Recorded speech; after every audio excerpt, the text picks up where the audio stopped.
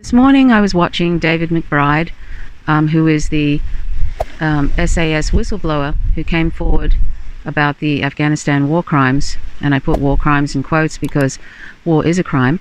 But I was watching him on his YouTube channel. He was thanking people for the 30,000 signatures, the petition that he's put forward for charges to be dropped against him for exposing war crimes. And in the comments section I put, David, all the people who sign your petition, they should also be supporting, they really need to also support Julian Assange, because he's a publisher whistleblower, he's a publisher journalist, and he helped expose war crimes by the US empire, and via Chelsea Manning, the whistleblower. And so all Australians should be supporting Julian Assange. And he liked that comment, which I would hope that he would. I don't know if he's mentioned Julian Assange in public, but and this is the thing, this is how Australia treats whistleblowers. Yes, I joined the Australian Defence Force in 2005. I became a major, a legal officer, and I went to Afghanistan with the Australian Forces twice, once in 2011 and a second time in 2013, attached to the Special Operations Command.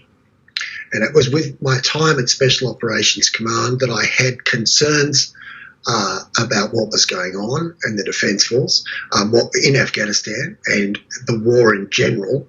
And I started to make internal complaints about what I saw and what I thought was very misleading conduct on our part, and the possibility of war crimes being covered up. My complaints didn't go anywhere, and I was shunned, and eventually I fought this sort of organisation for a few years. I left, and with post-traumatic stress disorder, mainly from sort of fighting the organisation. And then I became a whistleblower. I gave some documents to an Australian television channel. They did a story in 2017 called the Afghan Files, which at the time was a very big breakthrough. It detailed war crimes, it detailed questionable cover-ups, and it laid bare, it surprised the nation, I guess, that what we thought was going on over there was not going on over there. After the Afghan Files were published, the police, it was quite obvious the information must have come from me. The police raided my home. I left the country and I returned. I went to live in Spain and then to avoid extradition. Then I came home in 2018 to face trial. I was arrested at the airport, and I've been awaiting trial now for about 2 years, I guess, and it won't be on until next year. It's a slow build. It's a bit like if you imagine that you're in a relationship with someone who was a serial killer or something, and but they're very charming and they're very good at covering their tracks, and you would give them the benefit of the doubt for a long time. And I was, in a certain extent, in love with the military. I thought it was. I'd always wanted to be a soldier. I thought that the militaries of the Western countries like America and Australia were basically forces for good in the world, and grew up on the legends of the Second World War and the Greatest Generation and things like that. So it didn't, I was very much an insider, and I wasn't about to suddenly,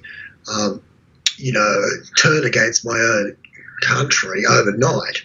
So it took a while, but 2011 I started to get my first concerns that the war was more about winning appearances and winning approval for domestic audiences than actually trying to make a difference for the people in Afghanistan. It was a small thing, but it was disturbing in that we put up a lot of PowerPoint presentations about what we were doing and how we were making the world better and how we were going to win the war. And I could see there was a real cynicism in the sense that it didn't matter whether it was completely detached to reality. We might have been killing civilians or going backwards. We were getting less popular each year but we were putting out PowerPoint presentations saying we were getting, things were going well. And it was exact opposite the reality. I didn't do anything then. I was just concerned that the war was actually being run purely as a kind of charade to impress domestic audiences. That there were these bad guys over there, and we were killing the bad guys. And as long as it looked like we were killing the bad guys and building schools, people would vote for us in Australia. And I think America was much the same. The reality of it was we were the Australians were only there for quite cynical geopolitical reasons. We were there because the American government asked us to be there. And as a result, we didn't really want to make a difference to the people of Afghanistan. We needed to have photo opportunities. It became kind of an Instagram war where it depended on how many likes we got. Like the Insta famous person, and we might have a photo of a school being opened or something like that. And the reality of what we've done was often quite different to the photo op. And I was concerned, but I didn't do anything then because I was only a major. You're a middle-ranking person in a large machine, But I went back in 2013 with the Special Forces, and things were confirmed for me then when I could see that their own government were leaking things to the press which they thought were helpful, and they were covering up things. For example, it was the worst of both worlds. We were covering up true war crimes where people had been murdered, and that in order to sort of create a sort of happier image, we would investigate something that we knew wasn't going to go anywhere. And we would inform the press and say, oh, well, look, we've investigated this incident and we're taking this kind of thing very seriously. But at the same time, some very sinister murders of 10 people had happened over there. So we were sort of saying, look at this, isn't this great? Whatever you do, don't look at that. And we were a victim of our own publicity. They had a very famous soldier who had a very big reputation, and the government had used him to sort of popularise the war. They'd given him a lot of medals, and he was a very good self-promoter, and he talked up a lot of things. I know one of the things that really turned me is I looked into one of the cases, and I found out he'd been awarded a bravery medal for a situation where he'd actually killed an innocent shepherd boy who just happened to be walking in the area, but they said, oh no, this shepherd boy was a spotto for the Taliban, and he was trying to outflank us, and the reports got more and more exaggerated, and so he ended up getting a bravery medal, which for something which was actually a murder, and to a certain extent it was a small example of the whole war. We were talking ourselves up as we were doing something heroic or whatever, but it was actually quite the opposite. We were killing innocent people and giving ourselves medals for it. And I found that was very sick. And even though that was a one incident, I could see that was happening all the time. And the reason it was happening was because the politicians were only interested in good news stories. They would talk anything up because they basked in the glory. Everybody who committed more troops to every regime, every government who committed more troops to Afghanistan was re-elected. It was a vote winner to drop bombs and to be fighting the bad guys. And as long as nobody found out, the politicians really did not care what actually went on in the country. There's quite a lot of links to my case with Julian Assange, and I, again, because I was very much inside the tent, it took me a while to really warm to the whole WikiLeaks thing. But the more I read about it and the more I saw, I could see it was absolutely right. And I agreed with him on the big picture scale to say it was never about individual war crimes. I mean, that will always happen. And if you can't afford soldiers to kill rebel bombers, you shouldn't be sending troops to, thousands of troops. They had 100,000 US troops in Afghanistan at one time. Obviously things are going to go wrong. That's not the big problem. The big problem is when the governments are covering it up. the governments are using it,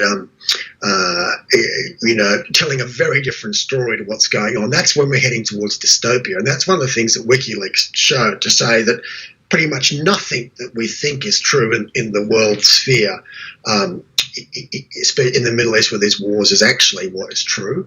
A lot of the war is being sort of popularized by the sort of techniques that you would use to sell, washing detergent. We do focus groups and say, oh, it looks good, these kind of bombs look good, or saying we're going to fight Iran. And it become quite dystopian, where the war was being run for the benefit of either getting domestic votes or military contractors. And what that boils down to on the ground was that soldiers were murdering people, saying that they'd done something heroic, and nobody was questioning it. And I felt quite sickened by it. And so I showed that we were lying in a lot of our public statements. We were not deliberately not telling the public the truth. I had to show that we were not following our own procedures. And I said sometimes it was quite subtle, and we would investigate a person who was clearly innocent in order to cover up, as a kind of bait and switch, in order to cover up, from someone who was clearly a murderer. So I said so I complained about the fact that we weren't following our own laws, because I could see that was some sort of a subtle indication that something was very wrong, and we were covering it up. And as it turned out, I probably stumbled onto more than what I realised, because they did not want to hear that. I thought you would have thought that a logical response would have been, oh yeah, we can see what you're saying. We aren't following our own laws, and we are doing things just for show. We are doing a lot of media manipulation or whatever. They might have, but it was possible for them to admit minor faults and say, thank you for picking up, whatever. But they really attacked me. My career was over. I was moved sideways. I was sent for psychological review. I've recently read an American book called Crisis of Conscience, which is a very good book about whistleblowers, and it deals with a lot of cases from everything from the nuclear industry to banking and whatever. And I saw a lot of similarities, and it was quite heartening, because when you don't play along with the narrative of a big organisation, they do everything they can not to argue with you, but to silence you in other ways by sending you for psychological review. They did that 3 times to me. I kept passing, and that seemed to annoy them. The psychologist would say, well, look, he's angry about what he thinks is going wrong, but he's not crazy. But that wasn't the answer. I think they eventually sent me to a psychiatrist who tried to gaslight me and tried to tell me that it was all in my imagination. And I recently read that there's a dedicated program for that in government departments, which they've copied from America, to say, and it's called something quite cynical, like it's all your fault. How to make whistleblowers, So, think that, turn them, basically question their own sanity. Yeah, they directed me to go and see a guy, psychiatrist. He was very smooth, and it wasn't apparent. He put me on antidepressants immediately, which really slowed me down. And he was charming and everything, but he said something quite strange, which I didn't realise at the time. But he said, because I explained to him my situation, and he said, "Oh, look, you should," he didn't even say you're sure. He said, "You're just someone who is used to getting what they want in life, and now you're angry about it, and that's why you're angry with the organisation." And it was when you're seeing a psychiatrist, of course, you don't. It's a bit like my relationship with the military. You don't immediately, think the worst of them. So I was like, "Oh, maybe that's the case." I didn't think that I had a sense of entitlement, but I thought, well, possibly. And then later on, I said to him after a few minutes, I said, look, I need to go on with this whistleblowing. I said, it's what is going. I hadn't seen the press at this stage, but I said, what is happening is wrong. And he said, no, you don't have a legal leg to stand on to to report it. And at the time, I thought that's strange for a psychiatrist to be giving me legal advice. And I tried to argue it. I said, well, surely if you worked in a hospital and, patients were being killed by a doctor or whatever, you would report it. And I tried to appeal to him. And he was like, no, you've signed a confidentiality agreement. You don't have a legal agreement. And I didn't realise it at the time, but only this year there was a report by an Australian investigative journalist into the Australian government, and they found other cases of whistleblowers within the taxation department who managed to prove that they had been gaslit, if that's the right word, by the government, and that they had a program where they paid psychiatrists to put ideas in people's head to say it was actually all their fault, and they got like a sort of a bonus if they could convince the person to drop the case. Yeah, imagine I could have killed myself or something, and this guy's a well respected person, and you'd think, would you really go that far as to try to it's quite disgusting. I thought it was more there was a bigger story going on in that it wasn't so much about the fact that a soldier might have shot someone either by mistake or even deliberately in the field. It was that the government knew. The government they did inquiries. It's even worse than the individual murder. The government would do an investigation, and then they would deliberately put pressure on the investigator to find nothing, to say everything was okay. And they were using sophisticated media messaging to try to make everything look fine.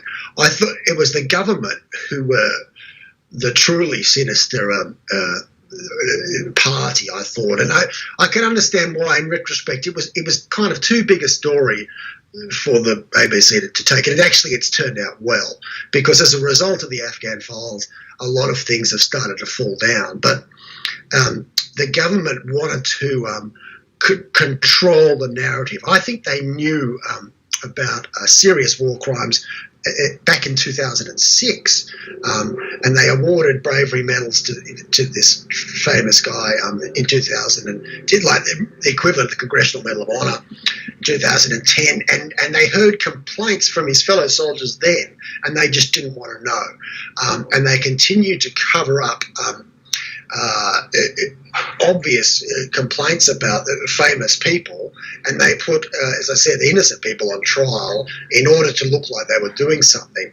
So everything was about the press train, and I think because they were trying to justify the war, because the war was good for votes. First thing I got onto was, as a lawyer for Special Forces, I could see that we were doing investigations of people that had done nothing. And it wasn't just my speculation. I mean, they've never got charged, but we made a big fuss for 4 years. Sometimes we kept people's lives on hold for 4 years, and we did press conferences saying that they were guilty and they were really bad people. But it was a smokescreen. It was all a smokescreen to cover up the absolutely cold-blooded murders. And that kind of sickened me, that we would not only cover up murderers, but we would try to punish the innocent. And it was mainly because the politicians were worried that if famous people got convicted, that they would have their careers damaged as well. It was a huge amount of cynicism, and to the extent that they, even though the Afghan files talks about war crimes, and even though I talked about war crimes, and the government are now prosecuting it, they still want to put me in jail because they're annoyed that I've spoilt the narrative. They wanted to. What they tend to do is when they probably learn it from the Americans. It's when they have a problem, they think, "What are we going to do? We're going to we will beat it up really big." It's a bit like starting a fire and putting it out yourself in order to be the hero. And so we once someone is compromised, we will punish him. We'll make a huge deal of it, and we'll punish this person. And by making this big fuss, hopefully no one will look at our part in it. And that's that kind of cynicism. And this is what about my case.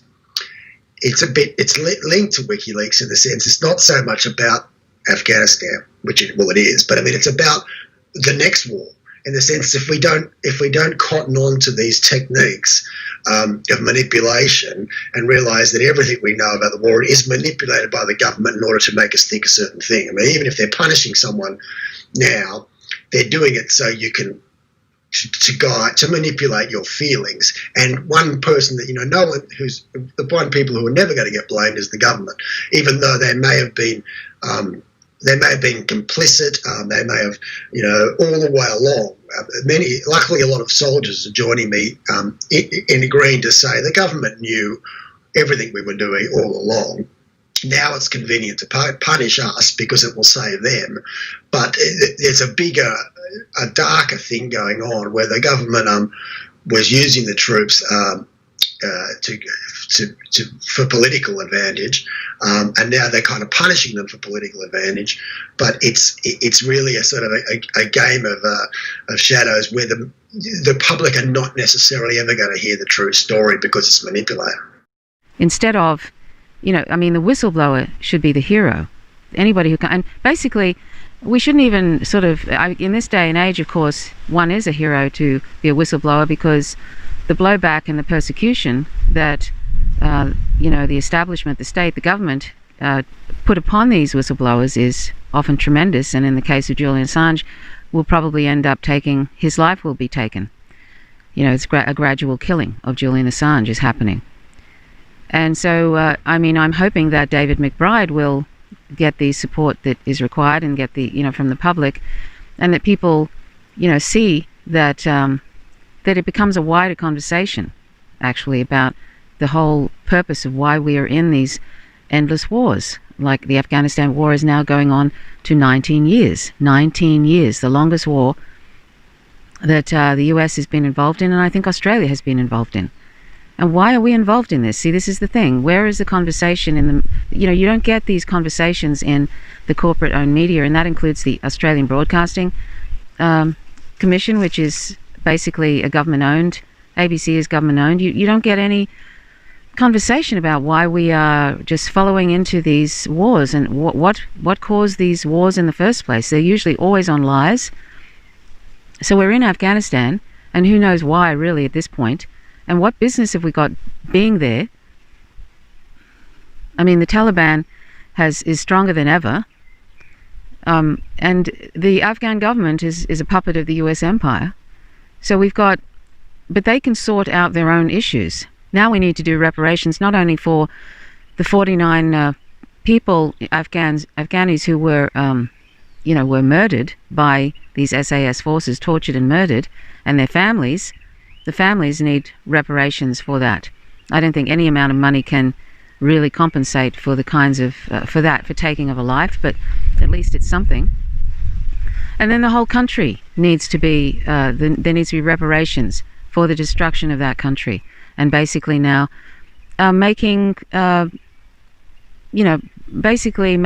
almost unlivable for a lot of people. If you watch the Michelle Flournoy, the video I did yesterday about Michelle Flournoy, who is supposed to be the Secretary of Defense, she so paternalistically and patronizingly said, oh, we have to stay, this is the US, we have to stay there until, they have some sort of security and peace, and that they can, basically bring in corporations and turn it into a neoliberal nightmare. That's what she's talking about, but she doesn't actually say that, but pretends we care about the humanitarian issues within Afghanistan. If we cared about it, we never would have invaded these people in the first place. The West going around sort of writing everything, sort of bringing democracy and freedom.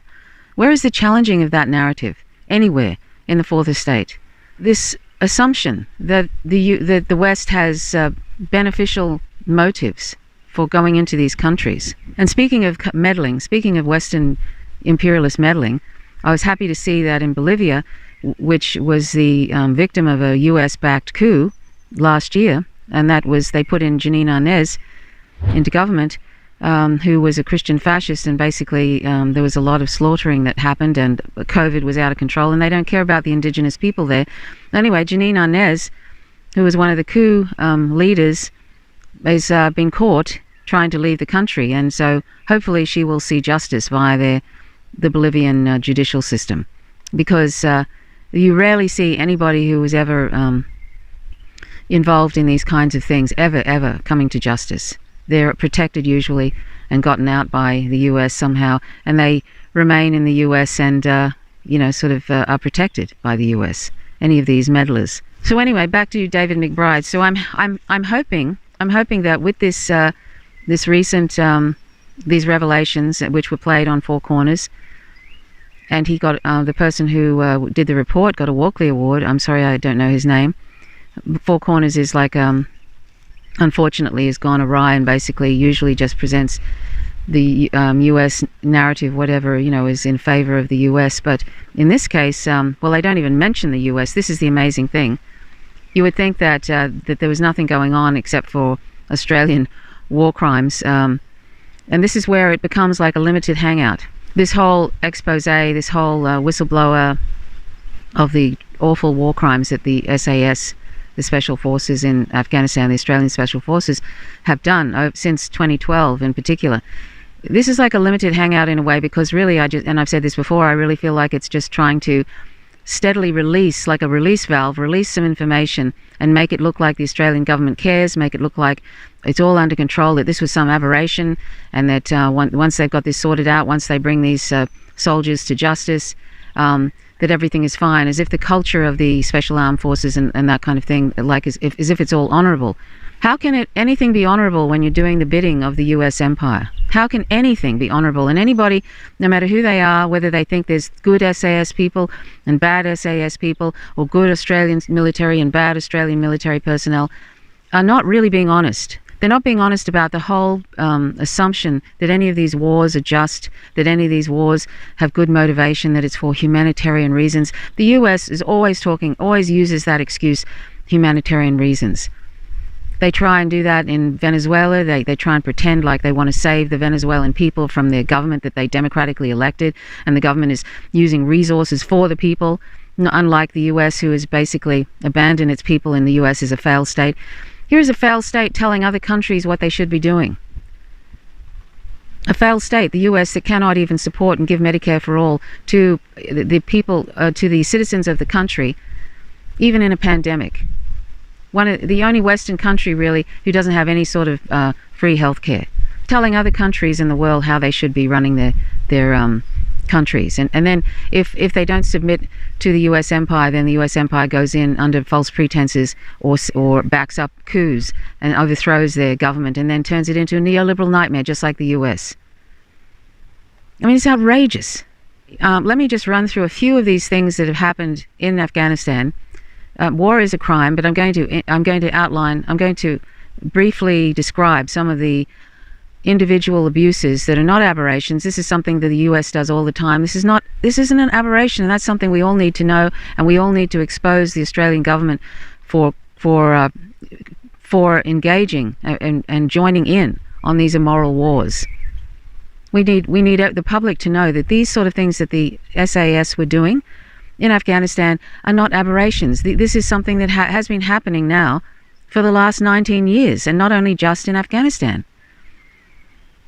You only have to look at and this is why in the last 9 days, according to David McBride on his YouTube channel, there's been 9 Australian veterans have killed themselves, and there's been about 300 or more over the years have killed themselves, Australian veterans. And David McBride, the whistleblower for these SAS war crimes, he helped expose these war crimes. He said the reason the Australian government doesn't want a Senate inquiry into this issue, into veteran suicides, is because they're afraid of what might come out. You see, it's all about, and you would know this if you follow this channel, it's all about controlling the narrative and making sure that people don't think too much about it, that the public doesn't think too much about it. And also, as I said, this is a limited hangout in a way because it's designed the way it is, the way it's actually being presented to the public, and the way Scott Morrison is going, oh, these are terrible things and we will, address them and all of this. This is a way of making sure the public don't question further what's been happening all along and question the fact that maybe this is something that is just normalized and normal, a normal goings on in any war that is being conducted by the West in any of these countries.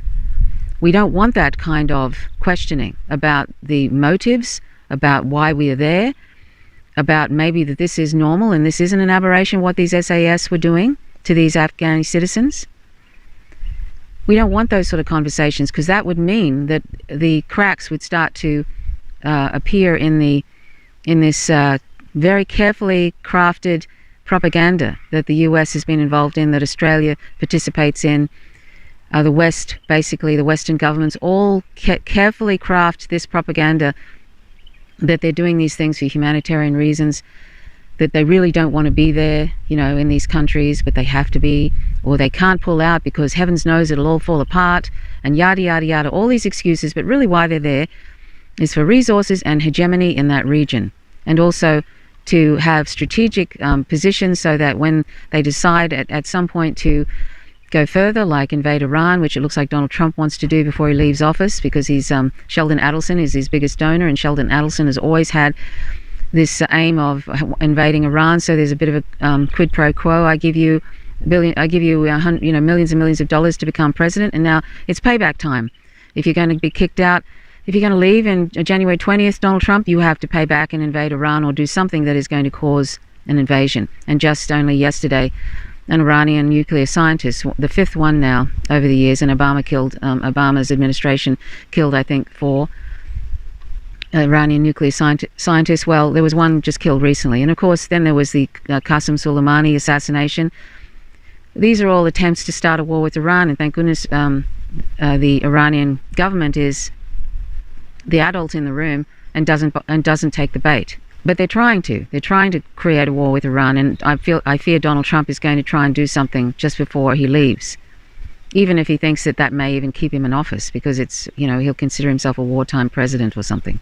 I don't think there's much chance of that, but I'm just saying there needs to be a much broader conversation about what's this, much beyond this presentation that this is some sort of aberration that's happened with special SAS forces in Afghanistan.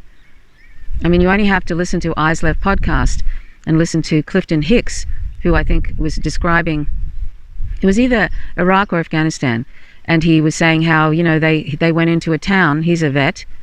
They went into a town and there was dead animals laying all over the road. There was hundreds of people were dead, and they basically had a free fire zone in this town. I think it was Abu Ghraib, the actual town, and they just killed everybody in the town, a free fire zone, and the animals included. Happened a lot of times. We did this in smaller areas.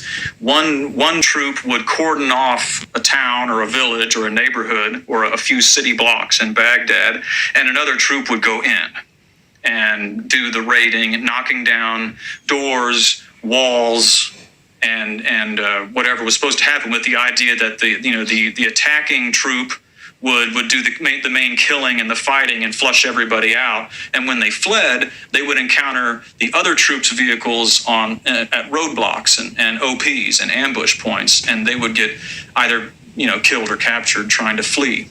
So that's what we did here. One of the other troops cordoned off, I guess, the whole town of Abu Ghraib, while my troop, C Troop, Comanche Troop, went in. And they called it a recon in force. We were basically just going to go, and because this was an area where I believe it was the 1st Cavalry Division had been pushed out, and there had been no coalition troops there for weeks. So they said that, and then they also said explicitly, I wrote this down in my little notebook, that there were no friendlies in the area. There were no coalition forces, and there were no civilians in the area. They said that all the civilians had already fled and been evacuated, and if we saw anybody, to just go ahead and shoot them. Is that we went in, and the first few times we went into the town, I was down in the driver's hole in the tank, all buttoned up, and nobody on my tank ever did any shooting because we didn't see anybody.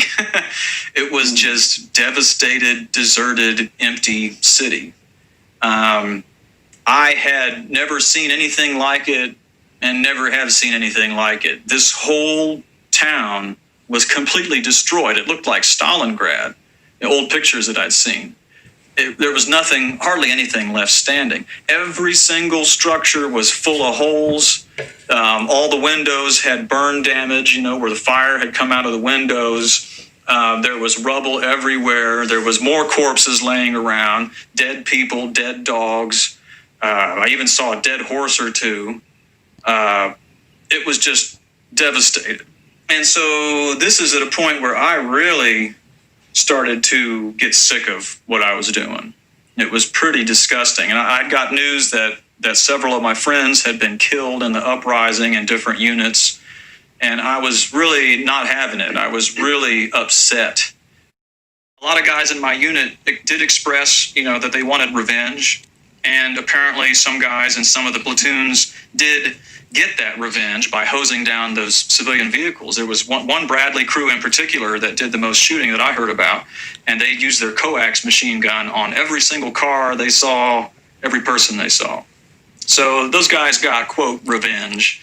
But I didn't have those feelings because I had already figured out that the people who were fighting us were defending their own country. They were fighting back against an army that had no business being there. I'd already figured out in those days, and I was already starting to vocalize it, that the war was wrong and that we should not have come there and we shouldn't be there anymore. And that every single person who was dying in this war, Iraqi, American, and everybody else, that it was a waste, that it was a crime. And so I didn't have feelings of wanting revenge. It just gave me that sick, hollow, empty feeling inside of me. And I, very quickly was basically, I was just obsessed with getting out of there alive and with helping my friends get out of there alive. But after that, once we went back and I saw that devastation in Abu Ghraib and I saw the city that was just leveled, people who, could not return to their homes, who were desperately trying to flee the battlefield, I lost any desire to want to engage in that anymore. And I started to vocalize my feelings. You identified not just with the Iraqi civilians, but you identified with the Iraqis that were fighting and trying to kill you and kill your friend. Yeah, I think that was maybe what was the most disturbing to my chain of command was when they started to hear that, when I did speak, like I said, I wasn't speaking a lot. But I started to speak again, and I made very sure in those days when I did speak, it was to say what the truth. And I did begin to identify more with the guys that we were fighting than with my own chain of command. I started to really notice that our president, our commander in chief, was a joke and a coward who'd never been through anything like this before. George Bush had never had to do any of this stuff before. A lot of our senior officers in our chain of command, they'd never had to do anything like this before either. And yet they were ordering us to do it, to just go and kill these guys who were defending their own neighborhoods and their own communities. It was pretty disgusting, and it was very clear to me at the time, what was happening. I realized that I was on the wrong side. If the only people who were justified in that war were the insurgents, the Iraqis, the foreigners, as unsavory as they were, the foreigners who came to help them fight us, those were the freedom fighters. Those were the guys who were actually had a reason to fight. Me, I had no reason to fight. All of these things, war is a crime, but these are war crimes. Every single one of these things, the whole thing is immoral. And that's where the conversation needs to go. Not only that, but, and I'm very happy to see that there's all these different countries are embracing this multipolar world. The US wants a unipolar world. They want to call the shots for everybody. And if they can't do that, then they're going to create it's like a bully stomping around doing a tantrum because all these countries are organizing without them. So one of the biggest trade deals went through just recently with Asian countries, China, Japan, South Korea, and it was a huge trade deal, and the US wasn't involved in it. And that's what we need to have going. These countries need to organize without the US, and Russia and China, Iran, they all need to band together against this immense, monstrous bully, this insatiable monster that wants to basically eat the world up and ecocide with its end-stage capitalism, and it wants to have a full spectrum dominance, and that's what Michelle Flournoy was talking about. She wants full spectrum dominance. She wants a permanent war. This is Michelle Flournoy, the Biden selection for Secretary of Defense. These are the sort of characters that they get into office because this is the aim of US empire, is full spectrum dominance at any cost. And that's why they have the CIA. The CIA has been doing this disturbing stuff since World War II. helping overthrow governments and putting in dictators and trying to basically eventually, look at the 50 plus countries now they've meddled in since World War II and overthrown governments or attempted to overthrow governments. So, when are we going to have that conversation? When are we going to have that conversation in Australia about the nefarious motives of any administration in the US government, whether it's Democrat or Republican? We need to have that conversation. And I long for the day that we do. The people, and I think it is coming, because Australia's going to be left out in the cold with this insane empire, backing up this insane empire. We're going to be left isolated with them. And they don't give a toss about us. They only care that we're helping them out with their raping and pillaging and destruction of these countries that haven't submitted to US empire. So, I feel like there's some shift happening because it's becoming a multipolar world, and because China and Russia are getting together, and Iran, Iran is sending, is it Venezuela? Venezuela is sending oil to China. Now, it's sad that we're still using fossil fuels, but I'm just talking about the terrible sanctions that the US has placed on Venezuela, which has killed 40,000 plus people. The numbers are different. I know I heard 100,000 at one point, but it's definitely been 40,000 since 2017. Economic sanctions are an act of war, and the US has put dreadful economic sanctions on Venezuela because Venezuela will not submit to US empire. And they put on terrible sanctions on Iran, 800 sanctions that are crippling, and they're in a pandemic. This is the sadistic nature of US empire. So anyway, some of these crimes that the SAS, Australian SAS, were involved in. I'm going to show you some little clips from Four Corners, the show that was basically about this, about the SAS crimes, and which I think is a limited hangout, just to control the conversation and make it look like we're all sort of really dealing with this aberration.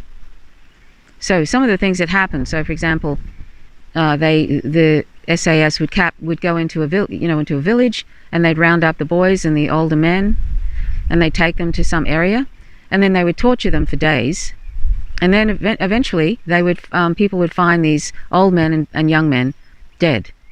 They'd murdered them. There was 10 teenagers. They slashed the throats of these 2 teenagers in this village, and then they dumped them in the river. I saw one where they basically just shoot animals everywhere, like shoot dogs. It doesn't matter if the dog is a family companion of some family. They just shoot them. And there was one dog was inside a house, and they shot and killed this dog. And there was a child who was holding a dog, and they shot the dog while the child was patting the dog. These are abominations, really. And as a vegan, I find it just disgusting and as traumatic as if I was watching somebody being killed. A person, like a human person as opposed to a non-human person. And person simply means a sentient being that is not a thing. And animals are not things. Non-human animals are not things. So I find that very distressing. And I'll probably skip showing you that bit where a soldier just shoots this dog repeatedly, and you can hear the dog whimpering because wasn't killed outright, because the dog wasn't killed outright. It's just awful. And who knows how many rapes have taken place. I mean, I'm sure there has to be rape in there somewhere for these SAS people. If you don't believe in taking prisoners, you can see a situation where they basically have these Afghanis cornered in this sort of a bunker type thing, and then they throw a thermo grenade inside the bunker. And thermo grenades take all the oxygen out of the air, and then it just basically sets everything on fire, and it also just turns people's insides to jelly. That's what one soldier described it as. Just turns people's insides to jelly, and it takes them minutes to die because it doesn't seem to affect the brain for some reason. It's just so sadistic, and they could have taken these people prisoners. That patrol that came under fire, they had a Wakunish with them. He was killed pretty much instantly and right in front of the entrance to the mud hut. I believe there are at least 4 people in there, maybe 5. And there was one guy with a PKM who was laying in the entrance, and he was just firing out the entire time until they started throwing grenades in there. One Australian soldier wants to throw in a thermal grenade and destroy the entire structure. Another one? Get the fuck out of the way, Leading the charge is an SAS operator who we'll call Soldier A. And even as other soldiers came in to assist, and they had grenades with them. He was like, give me the grenade. And they were handing them over to him and he was finishing it off. And he was telling everyone else to get back. Why was he so fired up? He started it and he wanted to finish it. Get the fuck out of the way, cunt! Get out of there! I'm not sure what his mindset is, but it seems almost like a bloodlust once you get to that stage. One soldier wants to get an attack helicopter to send a Hellfire missile into the bunker. Oh, we can pull back and hellfire. Soldier A then begins firing through a hole into the bunker.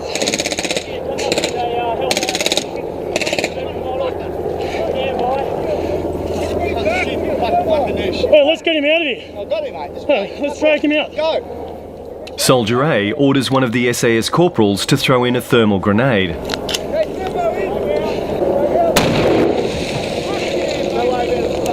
Once he got his thermo grenade in, it completely collapsed the mud hut. And from there, yeah, he just kept spraying.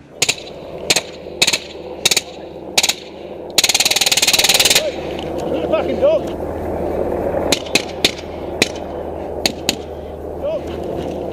They were no longer firing once the thermo grenade went off. Those things turn your insides to jelly. Dusty, here.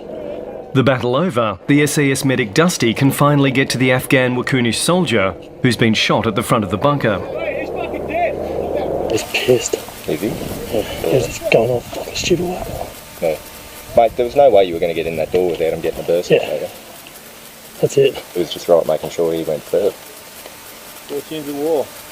Unfortunately, mate, it's their fucking country. That's unfortunate, but it's their fucking country. So after we lost that whacker, it was a few days later, we went on another mission. I was with that soldier. It was his target. We went in. I confirmed that this Afghani national was the target. I was going through the rest of his equipment just to see what else he had. And then that soldier with a Wakunish, they marched that Afghani national who was, I confirmed he was the target. They marched him about 50 metres away or so. Then the soldier ordered the prisoner to kneel back on the ground. He then motioned for the Wakunish soldier to shoot him. The soldier kind of looked at him confused, asking, wondering what he's telling him to do. And then he did it again, and then he understood what was happening. And then the soldier ordered the Wakunish to execute him. So he just quick burst straight into his chest area. And killed the man? Killed the man. And the man was handcuffed, plastic cuffed? He was still plastic cuffed at that stage. And you witnessed this? You could physically see this? I could, yeah. And what does the Australian SAS operative say after this? He said I had to give him a win. What did he mean by that? Because they just lost one of their members, give them a win, let them have something. What are you thinking? At the time, I was just like, okay, we're executing people now. This is the other thing that is never discussed. Why are there insurgents? They call them insurgents. I don't know. Maybe it's because we're occupying their country and bombing and killing their families, droning them. There wasn't even a mention of how much drone killing there is. Droning wedding parties and funeral processions and then double tapping them, going back and killing the people that come to their aid. That sort of thing. That goes on all the time, drone killings. And they're not even keeping count of how many civilians are being killed now. Donald Trump has taken that away. Well, there's been 98% of people who are killed in drone killings are civilians. So maybe it's got something to do with that. Just maybe. Maybe people are, joining up, to become an insurgent, in quotes. Because the US empire is going in and occupying their country and killing their families, droning them, destroying their houses and their infrastructure, and basically putting in their own puppet government, and then taking over and bringing in corporations and stealing their resources. Maybe it's got something to do with that. Just maybe. Maybe it's just got something to do with what every other person probably on the planet might think about doing, joining an insurgency, because some horrific monstrous empire is going around and trying to destroy their whole country. Honestly and truly, I would think that's the case. And so here they are punishing, and this is something that's never talked about either in Australian media or anywhere else. That, you know, Michelle Flournoy uses this word insurgents, putting down insurgents. What an absolute ridiculous notion that people wouldn't want to join an insurgency against an occupying destructive force that is destroying their country and their families. The fact that we can't even seem to recognize that it's like if they do it, then they are terrorists and insurgents. But if we were doing that, if we were fighting against an occupying force like this, then that's totally justifiable, and people who do that are heroes. This is what I mean. It's insane. The narrative in this is insane, and it's racist, and it's xenophobic. Of course people would want to join an insurgency. So they're punishing people for fighting back against a humongous bully, punishing them, turning their insides to jelly, and then shooting, and then after they throw that thermo grenade in the bunker and then start shooting them, you know, like, which I guess in some ways is probably humane, because this is the awfulness of it, because those people are probably desperately suffering if they're not dead already. But I mean, isn't it disgusting? So disgusting. What are we doing? And I'm appalled that we're involved in this here in Australia. I'm appalled. And there is no pushback against this. There's no pushback against the US government from any of these political parties. They have no moral center, really. That for all the carryings on they do, they just allow this to go on unabated. And there are all these soldiers in Australia killing themselves because they can't live with, really, basically what they've been doing over there. That's the bottom line.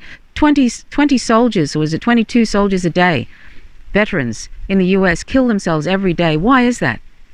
Apart from the injuries that are not, apart from the awful injuries, the psychological PSD, the PSD that is happening because of what they've seen, what they've been engaged in. You know, they've seen basically the humanity sucked out of everything. Anything that is human, anything that is good, has been probably sucked out of their life because they've been involved in the most depraved and morally bankrupt things. For what reason? For, as Smedley Butler said, you know, for all the things that Smedley Butler talked about, what soldiers are used for, to help the oligarchy, basically. All these wars are all about just helping the oligarchy. Even the so-called justifiable war of World War II. Read about David Swanson's book about that. So anyway, you know, there are some other things. I'll see if I can pull out some clips just at the end of this to show you what kind of things that the Australians were involved in, the SAS forces. And just know, it's not an aberration. This is not unusual, and it happens all the time, like the collateral murder video that Chelsea Manning, the many things that whistleblower Chelsea Manning gave to Julian Assange and WikiLeaks, and mowing down people from a helicopter, just civilians. 2 of them were Reuters journalists. That is normal. This sort of thing goes on all the time, every day, in Iraq, Afghanistan, etc. So until we start being honest with ourselves about really why we are there, why we are engaged in these US imperialist wars, that it actually is imperialism and it's about hegemony and stealing resources, until we are honest with ourselves here in Australia and throughout the world in other Western countries, then nothing is ever going to change. That's why it's so important that we don't allow something like this with this Australian SAS war crimes. We don't allow it to go by. We don't allow them to frame the narrative that it's some sort of aberration. We need to push it for all we're worth, like catching a wave. We need to catch this wave into shore and make sure that everybody that hears about this knows this is not an aberration. This is not unusual. This is normal. This is normal for Western imperialist wars, and they must end. They must end now, and we can do this. We can do this, the public. We can't leave it up to these weak-willed politicians who are careerists. We have to do something, you and I, to bring an end to this. And it starts with education. It starts with exposing this and broadening the discussion, so that it stops being controlled by the establishment. The information the SAS relied on to capture or kill their targets was often vague. We would get intelligence briefs. They would be saying stuff like, fist-length beard, wearing Afghani clothes. Just really basic descriptions of people, unless they had a photo, which they didn't always, and more times than not they didn't. So it could be anyone in the population? No idea who it is. But most of the time it was a really simple description of the average Afghani man. A squirter is the nickname for Afghans assumed to be enemy combatants who are running for cover. Soldier A heads for the target. I was with his patrol again. We were moving through a village. We were coming up on the target building. I didn't see him walk out of that target building, but he was about 10 metres away from it, walking from that direction across our position. When we got to within maybe 20 to 30 metres away and he saw us, he quickly grabbed his phone from his pocket and he threw it. And at that stage he stopped, he put his hands up just like that, and then just stood there. As we got closer to him, the soldier then just fired and hit him twice in the chest and then shot him through the head as he walked past him. And then from there, he just moved on. I was only 5 to 10 metres behind him at the time.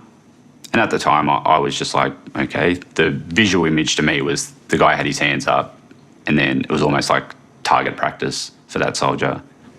After the killing, Braden Chapman was ordered to go through the dead Afghans' pockets and to find the phone the man had thrown away.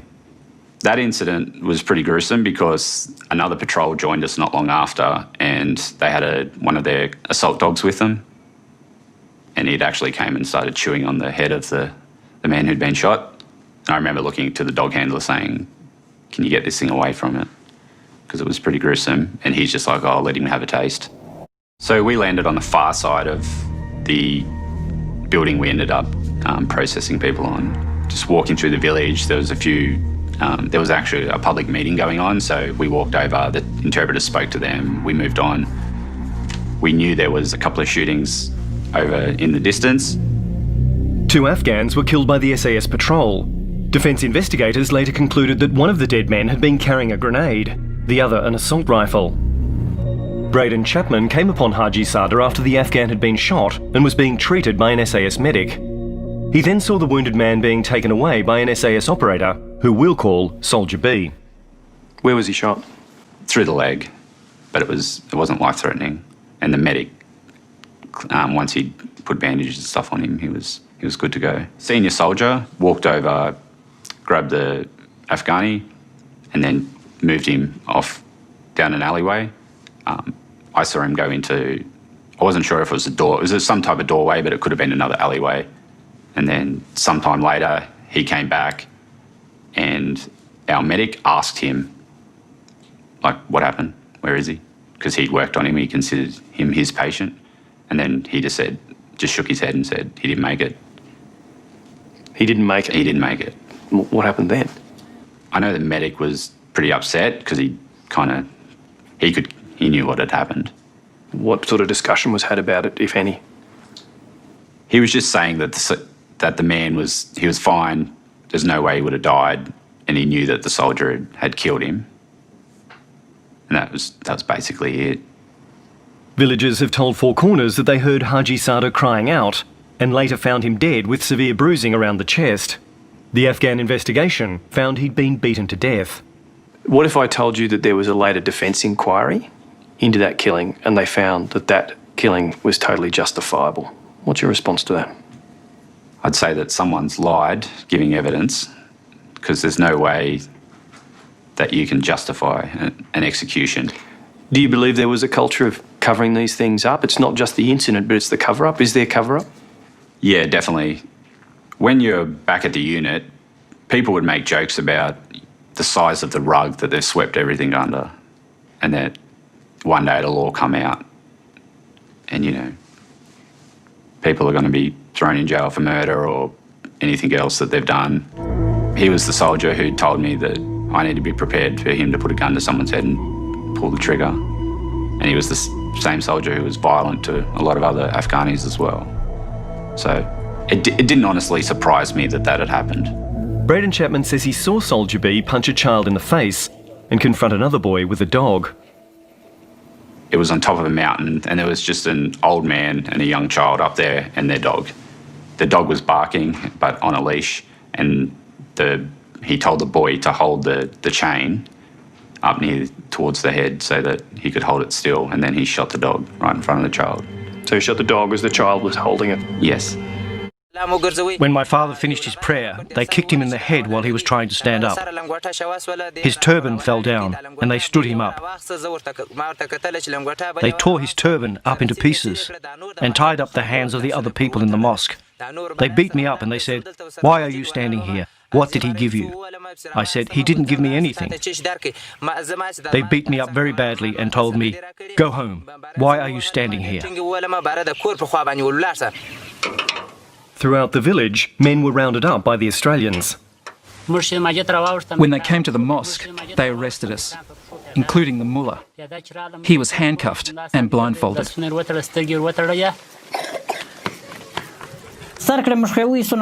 were standing behind us. We were not allowed to talk. There was an interpreter with them. He was talking to us. Guns were pointed at our mouths. Blindfolded, the men rounded up by the SAS listened as the Australians carried out their raid. They were firing shots and kicking doors.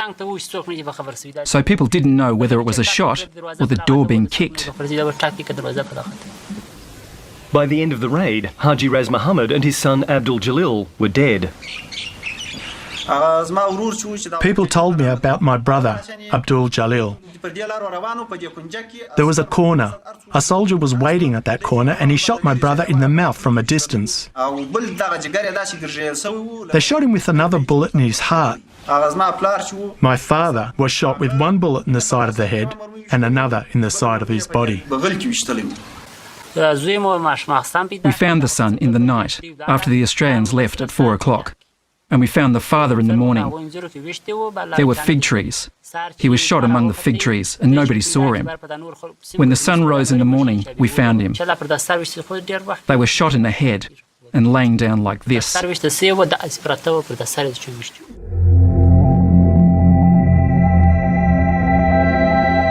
Four Corners has obtained this video of the dead men, which shows terrible injuries to both.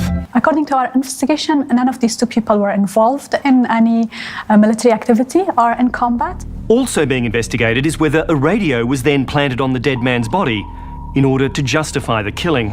The Inspector General of the ADF is investigating whether the planting of radios or ICOMs was common practice. Braden Chapman says it was.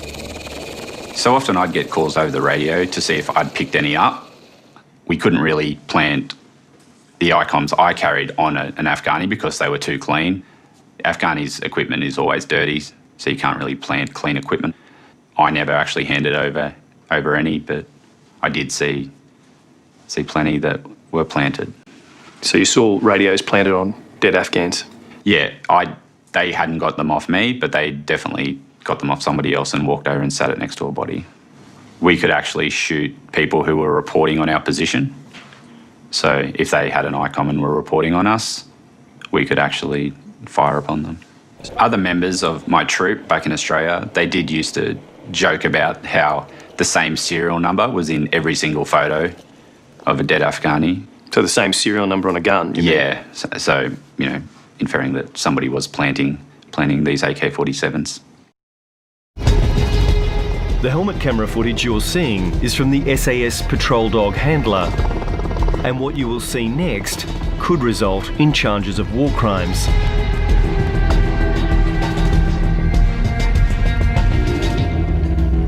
The dog handler heads out into the lead with the patrol scout, who we'll call Soldier C. Hey, Sam's over there. They are being guided by the two Black Hawks ahead, whose crew have spotted a man in a field.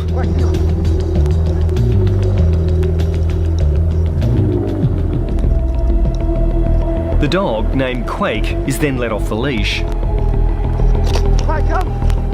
Listen, I've got a car! Quiet down! The dog handler's gun is trained on a figure in the distance who drops down into the field. At the field, the dog handler and Soldier C come across a young man amongst the wheat who's trying to fight off Quake. Quiet! Leave! Quiet! In the man's hand appears to be a set of red prayer beads. No weapon or radio can be seen. The Afghan is compliant and quiet on the ground. Down. As the dog is called off, Soldier C trains his weapon on the Afghan from very close range. He then turns to the dog handler. I don't know, mate. Drop this gun! Quick, no! Quick! Stop! Leave! Quick! Leave!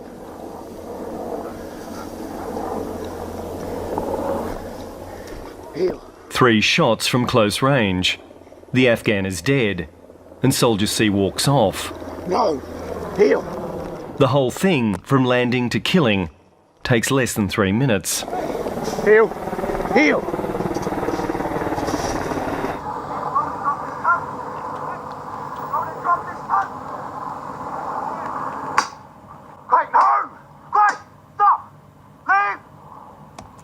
So, he shot the Afghan.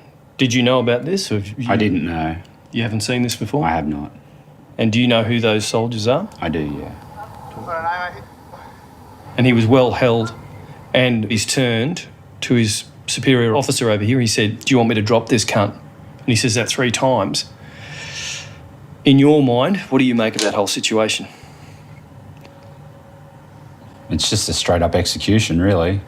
Yeah, he's asked someone of a superior rank what he should do, but it comes down to the soldier pulling the trigger, and it's a straight up execution.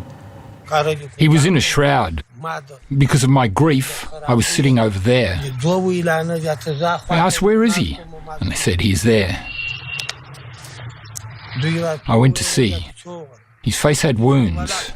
I covered his face and told them to take him to the graveyard. After his burial, I came back to see the place. I saw the wheat field where he was killed. The wheat was flattened all around.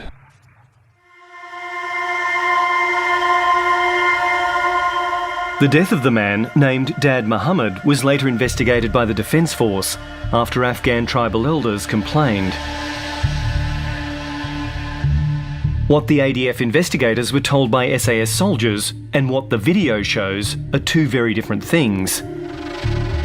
Soldier C claimed that the Afghan had been shot because he'd been seen with a radio. He said he engaged the Afghan from 15 to 20 metres away in self-defence. The investigators found that the Afghan was lawfully killed because he posed a direct threat to the Australians. 4 Corners can reveal that Soldier C, who killed the Afghan, is still serving in the Special Forces. They're going to look back and see that we were the guys in there murdering and invading and not there to do something that is honourable.